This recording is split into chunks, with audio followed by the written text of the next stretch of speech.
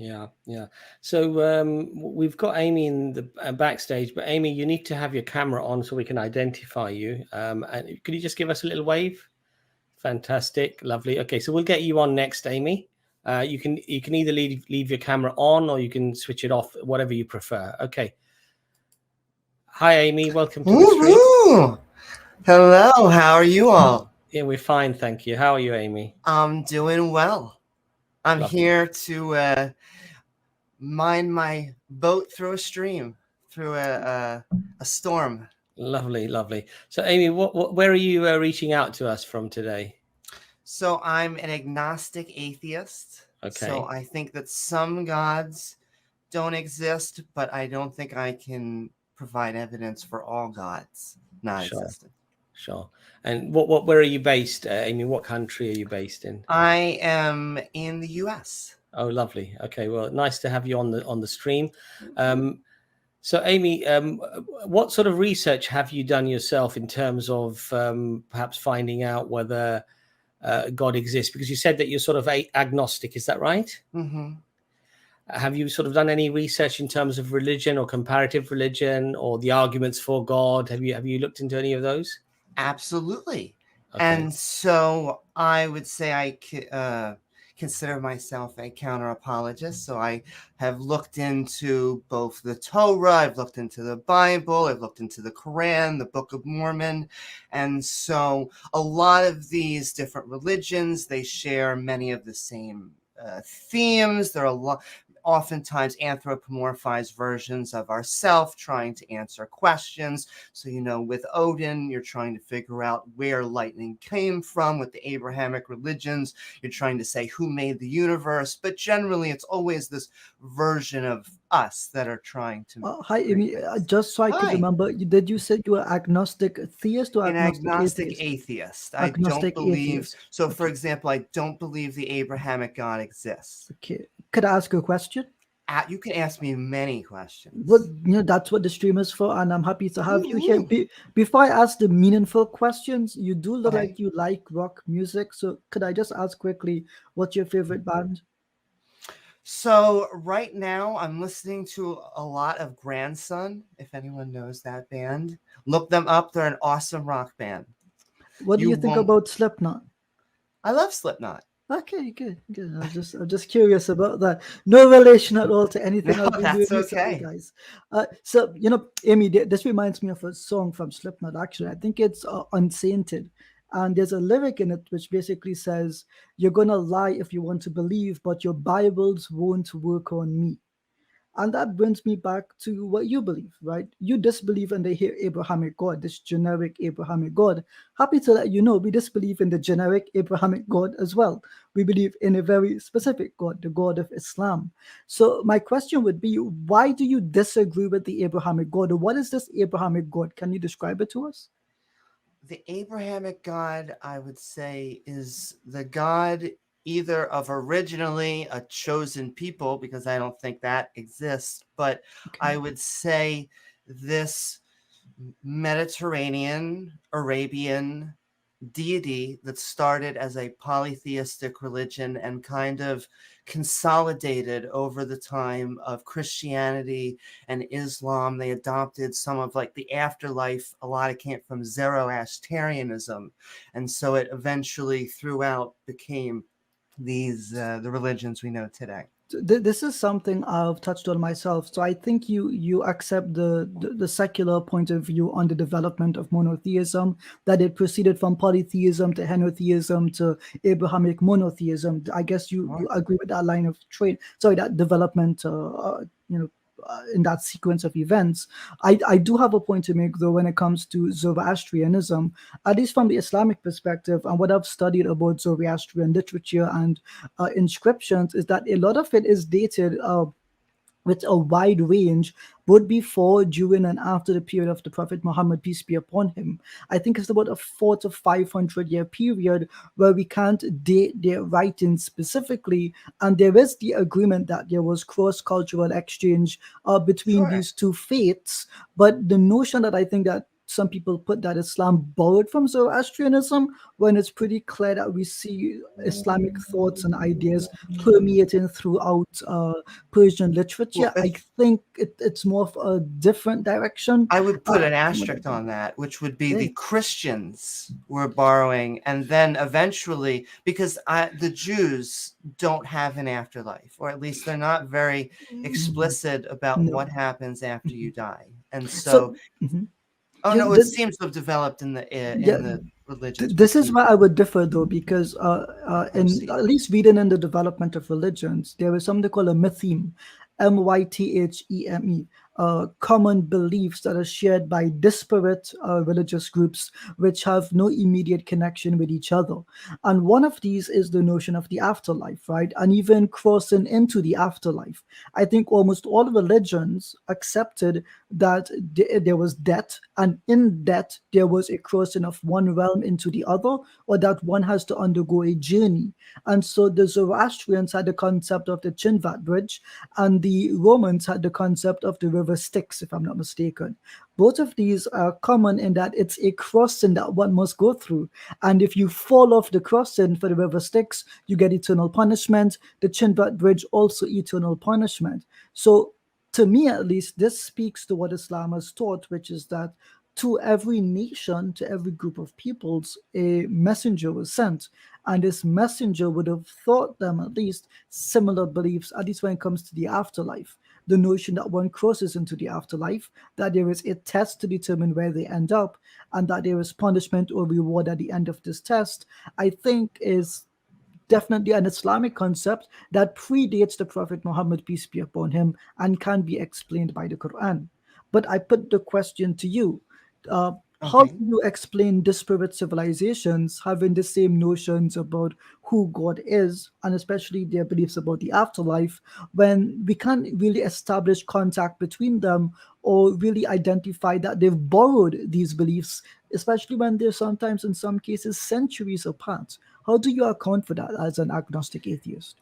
I would say that the common theme, even that you can take in secular ways, especially in Hollywood and in storytelling, is the monomyth. And the monomyth is basically us going out from the cave, exploring, having us be tested by trials, eventually coming upon fire, having a moment in which we metaphorically have a rebirth, and then you come back to your cave, the master of two worlds, with the fire and the knowledge of both. I think that's common. I think that's the story of being a man, of us being human. And so I think that you could take it in a secular way.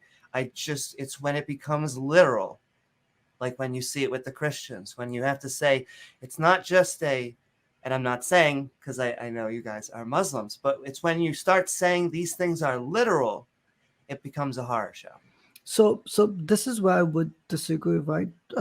At least what Islam teaches is that God literally created us, and to God we will literally return.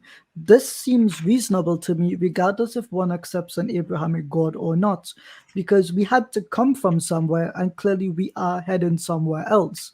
What, regardless of what one may believe, do you at least accept that we've come from somewhere and that we're going somewhere? Does that notion resonate with you at all?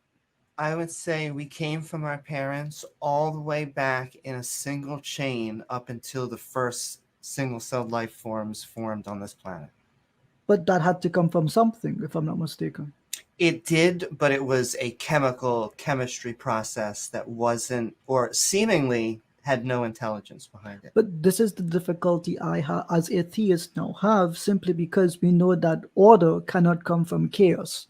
Chaos does not beget order. Order means that there are systems, I that there agree are with that. rules, and there is logic behind things. So can you explain, can we get order from chaos? And is there an example of this? I just want to I'm not reading the chat, but I'm sending love out the chat.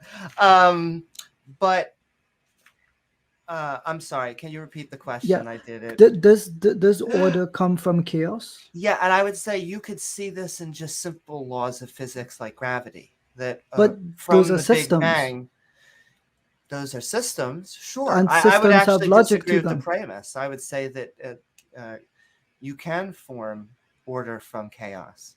But we don't see that. What we see are systems already in place that give us the appearance of random in the processes that they do, but we've been able to understand these systems. So, is there any example of a thing which is pure chaos, which cannot be accounted for by any system or its interaction with any system? Once again, things like pure chaos, they're just weird questions because you could say something like an explosion, but an explosion will eventually settle because of the laws that will draw it once again because of things like entropy. Once the energy is out to a more neutral state, things actually go towards a neutral energy. And not only that, none of these laws that we seem to understand come from a mind. None of them come from a being or any of these things that we call like an agent. Yeah, Amy, let's not go two steps ahead. What I'm focusing on is the very first point, which is we can't actually demonstrate true and pure chaos. Everything is either interacting with a system or is part of a system. There is nothing that exists outside of a system. Even our conception of the concept of random. Random is simply our inability to account for data that we cannot perceive to be systematic, but they do interact in a system. For example, I can drop a ball into a jar full of water.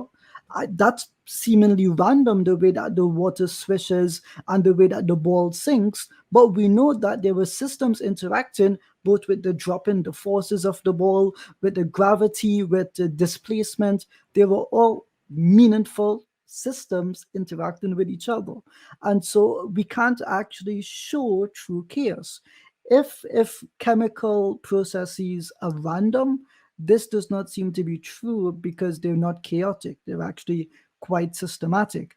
And so the premise stands that you cannot get order from chaos, but you can get the appearance of chaos from order, and that order has to come from an intelligent entity. It can't come from a disordered entity whatsoever.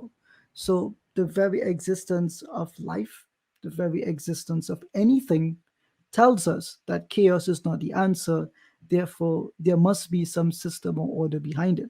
How, and there is, you can easily disprove me. Can you give me one thing? You have the entire universe, at least one thing that is not a product of a system or not part of a system, but is truly chaotic.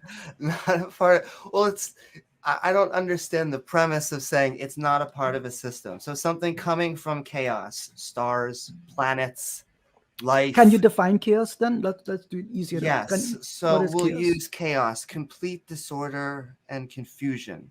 Complete disorder. That means it can't be part of any order. But everything that Just we've all already blowing up. It was discussed. expanding in the Big Bang. No, but like you said, complete disorder, but there is nothing which is completely disordered. It plays a part in some system or the other. I'm still trying to get it. Can you give me a natural law that actually comes from a being? Like just a single one? All systems which exist, all processes which exist, have to come from an intelligent being simply because they're not chaotic. Chaos, no, but that's the thing, right? So understand my point of reasoning here. If anyone makes the claim that things exist randomly, this is not true because there were no true random Can I things. just pause you for 1 second? Yep. I find that generally speaking, like very big creationist words, random, chance, nothing, these are all words I always hear generally from theists. They can talk endlessly about nothing, but they claim this is what atheists talk about. But no. Generally, it's not in physics circles. They don't talk about nothing. They're not talking about chaos, chance.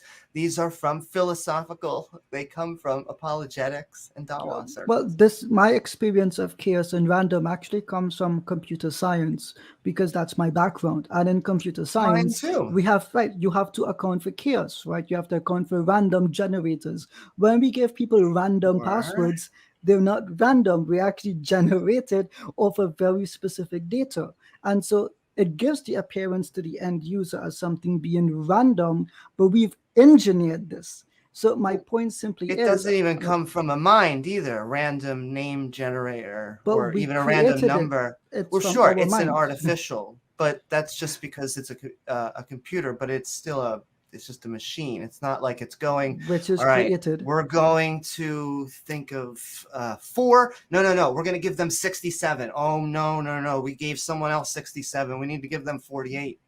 No, but we account for that, right? So we solved the programming process so we can give the appearance of random. This is what we do. So, for example, we know I'm going to use alphanumeric characters, and I'm going to put them in a string, and this string is going to have a particular order which gives the appearance of random. So this isn't only in apologetic circles. This is in physics. It's in mathematics. It's in what we did in I went to secular university. So I think it would be a misnomer to apply to give the claim that this only applies to apologetics and theists. We learned this at school, right? I'm not saying it doesn't apply. I'm just saying that when you often hear these words, they come from apologetic circles. So like poison in the well. Often. I won't say because I don't think, believe in Amy, absolutes. Even perhaps some of the reasons, some of the reasons why perhaps scientists don't use those words of nothing or absolute nothingness is because they have implications. When you use words like that, it's very difficult then to springboard an argument of things coming into creation. So you can't have an axiom of absolute nothingness because now you're cornered. It's checkmate. Because now the theist can say, well, okay, something coming from an absolute vacuum of nothingness, how do you get something coming into existence? More stars than grains of sand on every beach on Earth. Explain that from nothingness. And so I think scientists are very clever in the sense that they realize that there's certain language, that they can't use because it would become a sort of a checkmate situation. But Amy, if I could just go back, because I know the discussion has sort of moved on quite a lot, but you talked about this similarity between religions and how perhaps this is the explanation, or the only rational explanation for you is perhaps a sharing of ideas, a copying of ideas. Do you think there is any other logical explanation that could explain that phenomena? There are numerous reasons why religions formed.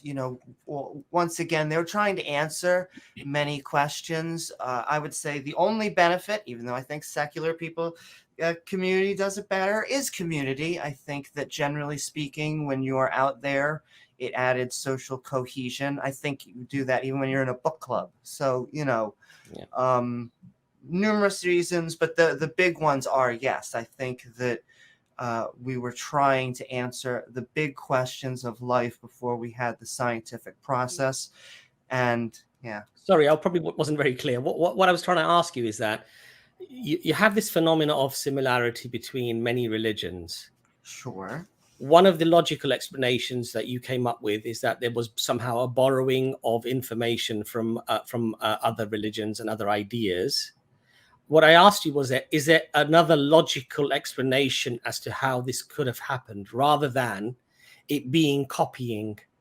Could there be another phenomena that could have occurred that can answer that? Could be, but as far as we could tell, there were the Jews, and then at the 1st century, a bunch of Jewish people argued. Guy, 50 years later, claimed that he met a prophet, created a offshoot of that religion. Then I want to say 600 years later, there was another man who claimed he was a prophet, claiming that maybe the first two were corrupted and that this was the true revelation. And so I guess that's the narrative or the story. Okay. Let me sorry, let me just put another idea to you. Is it logical to say that perhaps the information that these different religions, often in different geographical locations, like Ijaz mentioned, often during different times, where we don't find any evidence of any mingling, let's say, of personnel, of people, where the ideas could have even been shared? What I'm saying is that could it be logically asserted that they came from the same source. The information came from the same source. Is that also a potential logical explanation? It could be. I think that there's valid evidence to say that they got it from many sources, and it formed over thousands of years. But now, Amy, let's say, for argument's sake, if we concede that is a possibility, there are certain things that you can use your faculties of reason and investigation to ascertain whether, in fact, copying occurred or it didn't, in a very similar way to perhaps how a professor or a teacher might suspect that two people have copied information from one another and submitted it, whether it's a dissertation or it's in an exam or whatever. There are certain telltale signs that actually would make the teacher, the lecturer, convinced of a fact that, yes, there was copying done, but there are also other evidences, in fact, that would vindicate the two parties, that actually copying doesn't seem to be the most logical or rational explanation. Now, what we find with Islam, Amy, is, in fact, the second argument, which is that for it to be copying, one of the telltale signs, is that you don't just copy things that are correct, but you end up copying a lot of things that are actually incorrect. Now, especially when it comes to things that you're not able to differentiate whether they are right or wrong. So, for example, I'll give you one example. In the at the time of Solomon, the pharaohs, am I correct, guys? Is it the time of Solomon where the pharaoh and the king are mentioned? Joseph, I beg your pardon. Sorry. At the time of Joseph, peace be upon him, the Bible mentions Pharaoh. But he was actually a king. Right. Now, he was actually a king. Now, a lot of this information, Amy, actually came to us in the 18th century, when the Germans and the French and a few of the Europeans actually went and deciphered the hieroglyphics. Now, if this were just one isolated case, one could argue, well, okay, he said Pharaoh, and he said king here, and then he said Pharaoh again, and he just happened to get it right. But number one, the Bible got it wrong. Number two, the Quran. And the Bible's good at getting things wrong. Right. And number two, the Quran actually gets many things right like this, that the other scriptures that were around at that time or previous to the Quran actually get wrong. So I would actually argue, Amy, that there is a lot more evidence that suggests that this isn't copying at all or sharing of ideas, but in fact, this is something else. The information is coming from a source that doesn't seem to make the mistakes that were prevalent at that time. So, for example, there were other cases as well for example, the boat of Noah, peace be upon him, and the Bible mentioning a particular mountain and the Quran saying it was a different mountain. There are cases where, for example, the architect of the Pharaoh, the Quran gives the name Haman, and the Prophet was actually ridiculed at the time because they said, oh, Haman is in the book of Esther and it means something else, and it was a different person altogether, and Muhammad has got this wrong, and he's borrowed this from this. But it turns out that when we decipher the hieroglyphics, even though the vowels are missing, we find that the architect of Pharaoh is actually H and an M and an N, missing the vowels, which could actually be Haman. And so what I'm trying to say to you here, Amy, is that there's a lot of evidence actually that counters the argument of it just being sharing or borrowing, but actually coming from a completely different source. But I can appreciate that, but can I tell you why I think, and it really is the entire Abrahamic faith, and I ask a lot this question. What normally happens is an attack towards an empiricism, because I will say, what can you give me to demonstrate that Noah existed, that Noah was a real person? Because I do not believe that he was real. I do not believe there was a global flood. I believe that's where the empirical, I believe I can show you evidence, along with Adam and Eve, trying to think, Moses. So these specific patriarchs, so it is hard for me to believe in a last prophet when I do not believe in a first prophet. So Okay, it really one has to of be. the things I'd let Imran come in there actually, but one of the things that Amy I would say to you is that whenever any information reaches us, we often try to verify the source. Where's the information coming from? Is it trustable? Is it verifiable? Does it hold any weight? You know, so most historical figures, for example, that you might believe in or I might believe in, we generally believe in those events and those people because of a corroborated events of multiple testimonies, you know, that have often spread far and wide, and so we apply a probabilistic analysis of these events, and then we come to a conclusion that actually the source seems to be trustable because it's the same story that seems to permeate through many different societies, many different places. Now, the Quran doesn't actually refer to a global flood. I think the Bible refers to a global flood. I think from my understanding, one of the main Islamic views is actually this is a localized flood that destroyed a particular nation and a particular people. Do happen. Yeah. So, but I'd let Dr. Imran actually come in there and then give you a little bit more in terms of information than I've been able to. Hi, Amy. Nice to speak to you again. Nice to speak to you again. It's interesting because you described yourself right in the beginning as an agnostic atheist, and really the stream because we've spoken about a lot of things. I disagree with a lot of the stuff that you've said. Which you'd expect probably, in the sense that there's nothing to establish something like randomness exists, chaos exists. There's no chaos in the Big Bang. There's no chaos in an explosion at all. Well, we can discuss that if you like. Sure. The other interesting thing is that the taking the paradigm of secular historians that monotheism is a byproduct of polytheism. It's just a claim.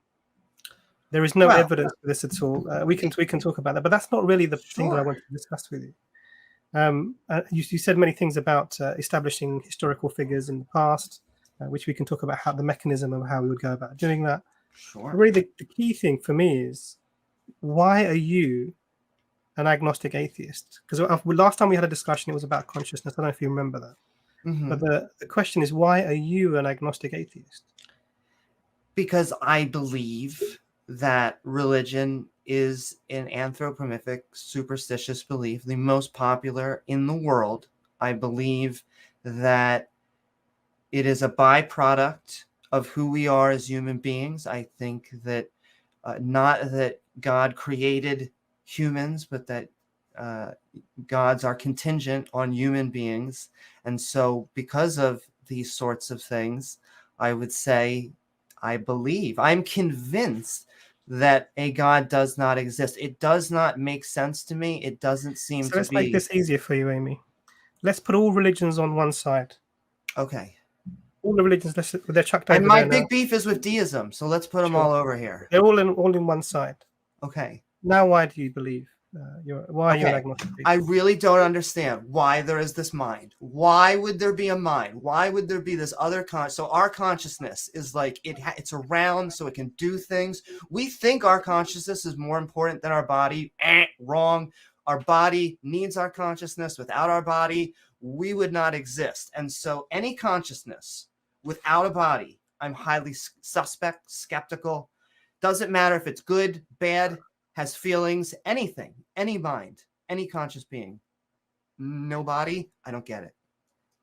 So what was your question in that? Why because would what God you seem exist? To be saying is that why there's no would God exist? Why would God exist? Yes. That's not a how can I put this nicely? That's not a justification for not believing in a creator. What you seem to be saying is, I don't know why a creator would be there. Now, I could point to you and say, because you exist, therefore God exists. And we can talk about why that would be valid. The question is, how are you going to explain your existence or the existence of the universe using your paradigm of there being no creator whatsoever? Sure. Because one of the things the Quran says, for example, I'll put the question to you is, did you create yourself? No. Or did you come from nothing? Neither of those. I came from my parents. The question then comes to, explain to me so I understand you well. I'll try to that. How can the universe be here in your paradigm? Where did it come from? Separate questions. Those are two separate questions. Sure. I'll make everyone, and I'm sure the chat, very happy. There are men and there are women, and eventually they sometimes get together and they make babies, and that's where we come from, all the way back to single-celled organisms in which they were acellular. And where did they come from? And then if we can go back to life, and if you want to go back, in fact, talking about no chaos in the explosion, it's because the Big Bang is not an actual explosion. That is a misnomer. It's just an expansion event. And so just the irregularities within the expansion event of where the there weren't any, Amy. So this is the thing. We can, but that's a separate discussion. So what we're trying to establish now is, rather than going into different theories of religions, different theories of chaos and etc., we need to explain. What I would suggest that we need to explain why is there something rather than nothing. Let's make the questions really basic. Now, and for us, we have. I'll give you our reasoning in it. So you just talked about natural theology earlier on. We observe around us things that are clearly dependent. And the universe is a set of dependent things. Dependent things require an explanation for themselves, which is outside of themselves, and therefore there has to be something outside of dependent things, which itself is not dependent. Otherwise, you end up in the absurdity of an infinite regress of dependency, and therefore there has to be a necessary being that brings about. Contingent being, is that what you're saying? A being just means something that exists. It doesn't mean a person or anything. Well, no, I said a contingent being. Is that what you're saying? No, something that's necessary, not contingent. Not contingent. Well, I would say that things that are intemporal have causes, but we don't know of any beings that are non-temporal. In fact, once you go back past that. Sure. So in this example that I'm giving you, the time is irrelevant because it's not a temporal argument. It's talking about dependency. And what that means is that something is required, something that is brought about has an explanation outside of itself for its existence. And that keeps going back. So time is not in this discussion at all. It's not the Kalam cosmological argument, which is a temporal discussion. No, I don't think the Kalam is the contingency argument. No, it's not. Those are both cosmological arguments. Though. Absolutely. So what we see here is that you cannot have an infinite series of dependencies going back ad infinitum. You need a beginning. You need that fundamental thing that everything else is built upon, i.e. that necessary being, which is the foundation of everything else that then comes about. Now, so for us, we can explain, and with this we can explain many things. We can explain the existence of the universe. We can explain consciousness. We can explain the order that we see within the universe. And we can explain that these laws that Ijaz was talking about earlier on, that we suddenly find that we're in this system with. And then we can also explain things like messengers and religions, and even the multiplicity of religions can be explained. So we have an explanation that overarches all of these things. But I feel you're in an issue. You're in a situation where you're sort of appealing to incredulity. But see, as an argument. So why do you think? What's your explanation for why we're here? Because I don't think that the God explanation is an explanation in much the same way that me saying the universe. So you could ask me, how were humans made? And I could say the universe. And you could say, well, how were planets made? And I could say the universe. And I could say, how was the universe came about? And I could say it did. But it's the same with God. If I say, you could say, how did the universe came to be? I'll give you, and I'll show you why it's a comparable analogy. You could say, well, God did it. And I could say, well, how did God do it? And that almost always, the logistics break down. So, Amy, this is the thing. Well, I'm not asking you for how. I've never asked you a how question. Well, aren't you asking what came before the Big Bang? What is contingent? The universe? We're going back all. So, for example, say if you come to me and you say, my bike isn't working. And I say, okay, Amy, give me your bike. 5 minutes later, I'll bring it back to you. The bike is fixed. You can say, Imran fixed my bike. The how is a separate thing within the how did you do it is a separate thing. It's not necessary for you to understand that I fixed your bike. So I'm not asking you a how question. Would you agree with me that when I say the universe made the planets, that statement is correct. No. Why? Wait, what? I'm sorry. The universe didn't make the sun, the universe. Even if you believe in God, don't you think the universe?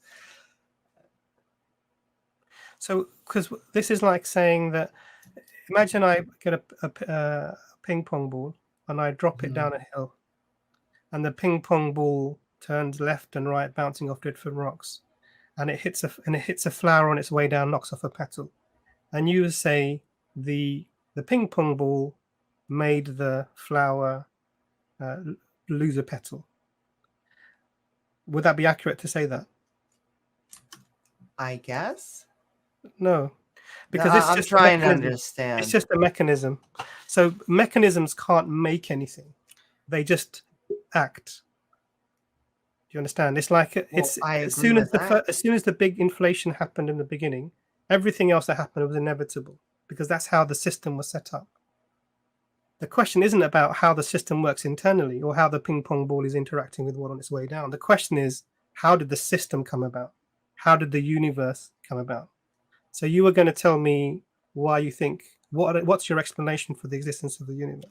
There may be no ability to have nothing. Nothing may not exist. There may have always been something. In fact, time and space may have just came into existence with the ability to have space, and thus space-time. But what you're saying, Amy, is that it made itself. I'm not saying it made itself. There was a singularity that it is much the way that black holes are singularity, and that singularity expanded. And with that expansion came space. With space comes the ability to have time because they are one and the same. Where did the singularity came from? No, but that may not. Where did God come from? So this is a question. So I have an answer for this question, Amy. And the answer is that there cannot be an infinite series of dependencies going back in time. It won't work. So what I'm saying to you is logical. But aren't you saying God is it? You're saying there can't be a stopping point, but God is our stopping point. I don't understand. No, I haven't said God at all. I said there has to be something which is fundamental, that itself is not caused, that brings about everything else. Now, I'm not arguing about what that thing is. I'm just saying, in principle, logically, that has to be the case. I disagree with the notion that there is this fundamental fact that gives birth to kind of like all other facts. So do you think there's an infinite series of past events? Or infinite series of currently, all we can go back to is Planck time. There is a possibility. This is where, and I know that a lot of theists get very angry when we start talking about multiverses. Yet, if that is a possibility, then sure, you can go back. You can ask what are in the multiple singularities, I'll be honest with you. It was eternal. But Amy, I don't have enough faith to believe in the multiverse. I just like you using the word faith negatively, and so I'll take it. Yeah, because in Islam, we don't have the word faith. We have the word iman, which is an affirmation based upon reasoning. Now, the faith that because the multiverse is a way to answer the perfect universe to permit life that we find ourselves in. And what that means is that you can say, well, how can we be in this perfect universe? Oh, there must be multiple universes, and we just happen to be in one like that because it brings the numbers into a sensible position. Otherwise, if we try to go along the possibilities of why are we even a certain distance from the sun to allow there to be what about an this atmosphere universe? and water, or why do we have why the constants that form the universe the way they are? This will lead to astronomical numbers of improbability for the existence of the universe as a random event. So what happens is that a multiverse is posited. Like, let's throw lots of numbers at this to make it seem like it's a possibility that's reasonable. And really what it is just a faith claim. There's no evidence of a multiverse at all. There's no empirical evidence. These are purely mathematical. I'm not saying there is one. So I agree. So that's why I said to you, I don't have the faith to be a believer in the multiverse. Well, But the and right question I'm asking now, still it remains. just looks like plank time. That looks like the Sure. furthest back we can go. And I understand. and if nothing changes, that will forever be the furthest back we can go scientifically. If you believe that science is the only method by which we can arrive at any sort of knowledge about the universe, Well, what method do you use? are we using a method at the moment? Communication. So we No, are. not communication. Not communication. What do you mean? What The method are internet? you using at the moment to My come to brain? your conclusions? My brain? Yeah. Help me out here. My brain, the mic. You're what are we thinking, right? using? Yeah. Okay. So now let me ask you about. So this is, and I would say this thinking is also a problem. And this is what this is almost like a mirror of our conversation last time, Amy. So this thinking would also be an issue for you, and I'll explain why. If your thoughts are simply generated by your brain, which is a material thing, They are and indeed. the way that those things are generated is by the interactions of the particles within them, whichever particles we're talking about. Particles do not have a choice on how they interact. Therefore, the product of those particles are also without choice. And if those products happen to be your thoughts, then your thoughts are also something over which you have no control.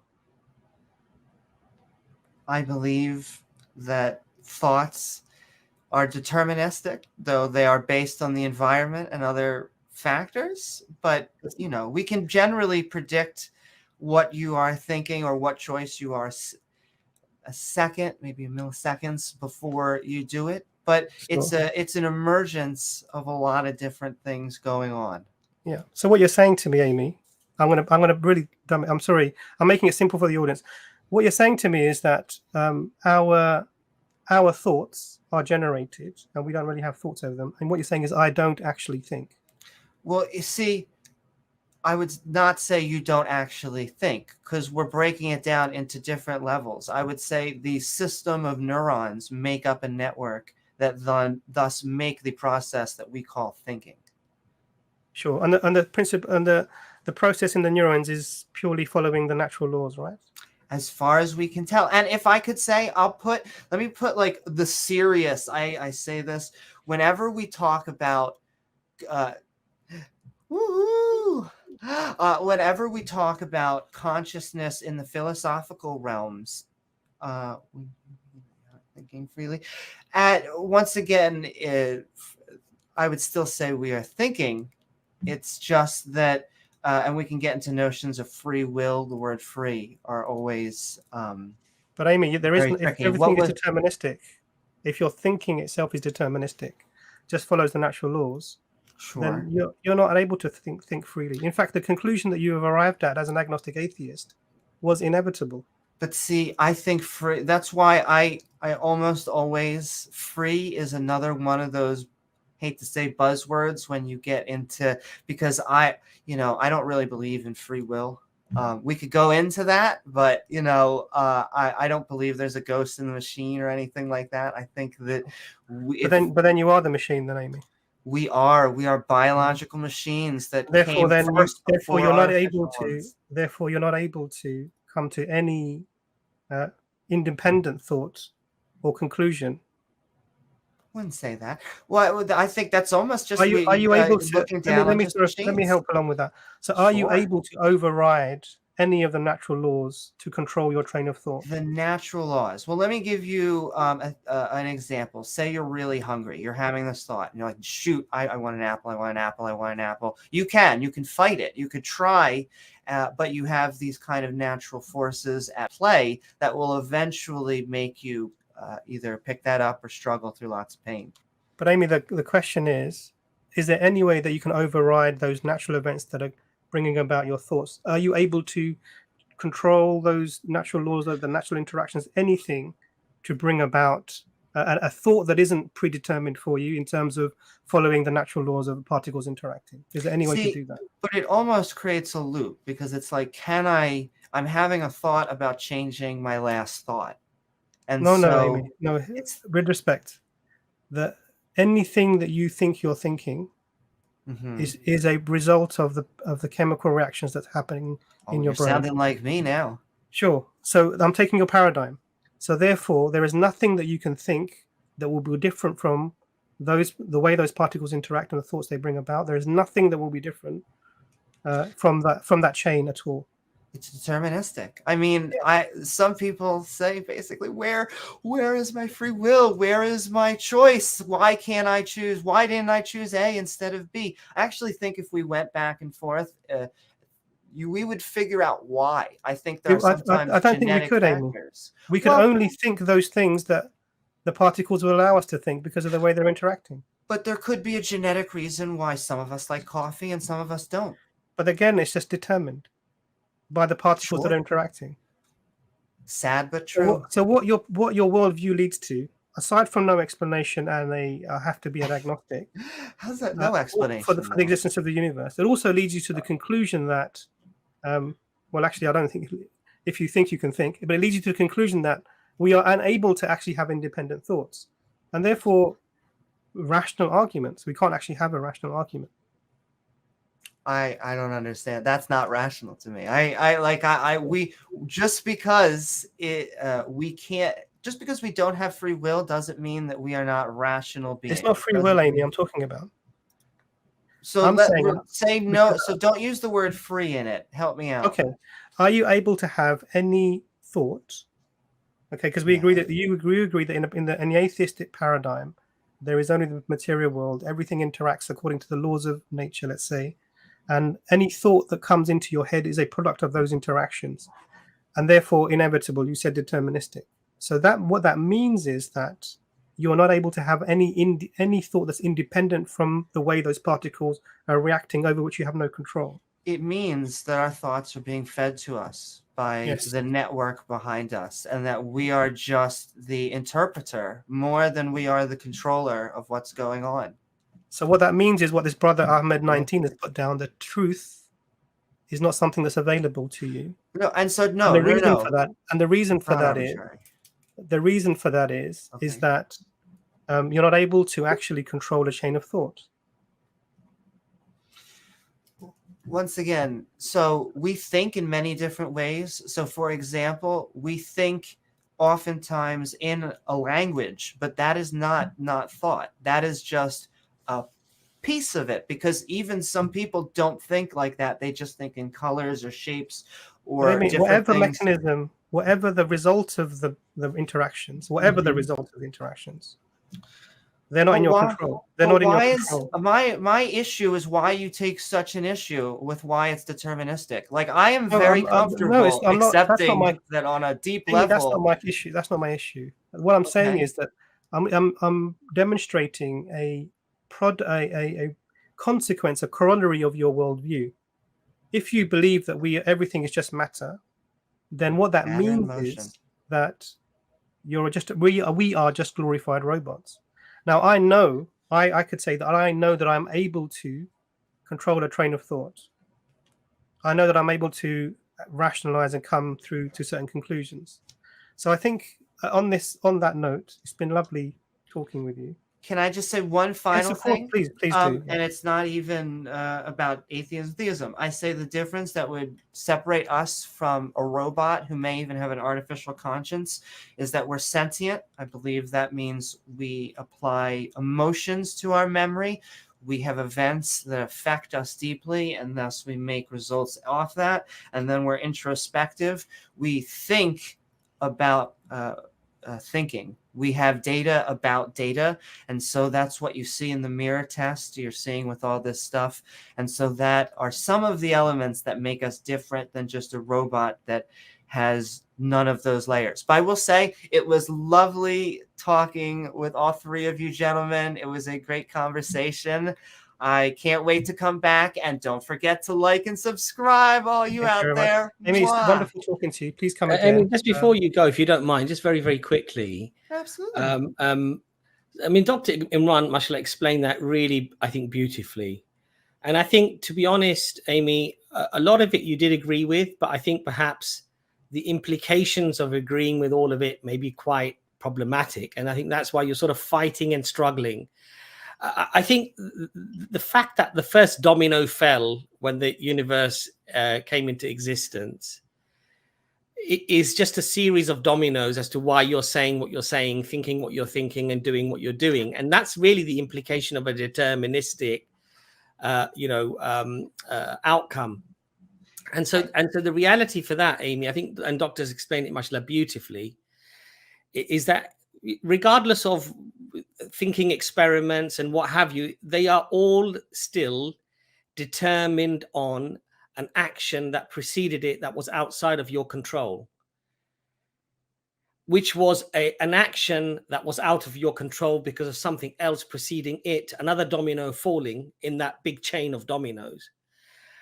And so that's what I think the doctors actually tried to sort of nail down and explain here, Amy. What I would say to you, Amy, is that in life, we hold many opinions, some perhaps very strong, some perhaps not so strong, but on a probabilistic way of analyzing things. This looks more reasonable, this looks more probable.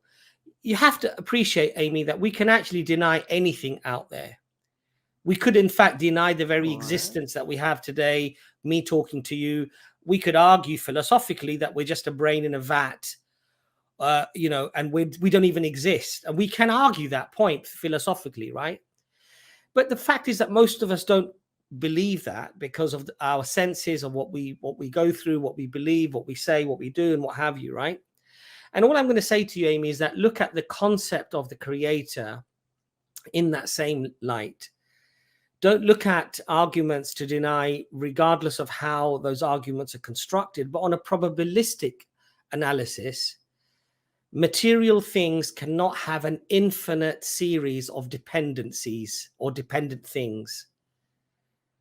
Because if you go back infinitely, we never get to today, we never have this conversation.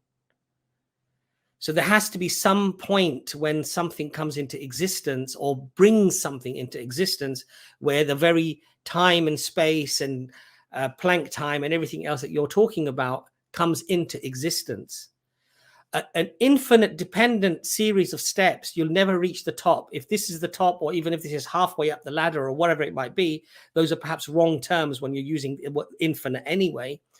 But you never get here, you see, and that's the point. So I want you to just really think about that and say, well, okay, if that's sort of unreasonable to have an infinite series of historical dependent things, then there has to be something logically, I think, rationally, that has to underpin all of existence, whether you argue it's some sort of a material existence without a will, without a mind, without design, without whatever, or whether you argue that actually it has to have the ability, the will to bring things into existence when it chooses to, design them in a particular way as it chooses to, whether you believe, but either one of these two scenarios has to be one of the, I think, logical scenarios that have to have existed or exist. So all I'm going to say to you is just when you go away, just think about those concepts, and you're more than welcome to come back on again. You've always been very respectful. We've always had a really nice discussion with you. And as I say, you're one of our nicest guests, and we would love to have you back on again, whenever you like. Lovely. Once again, thank you so very much, guys. I hope you have either a good morning, afternoon, or night. Thank you very much. Thank you very much.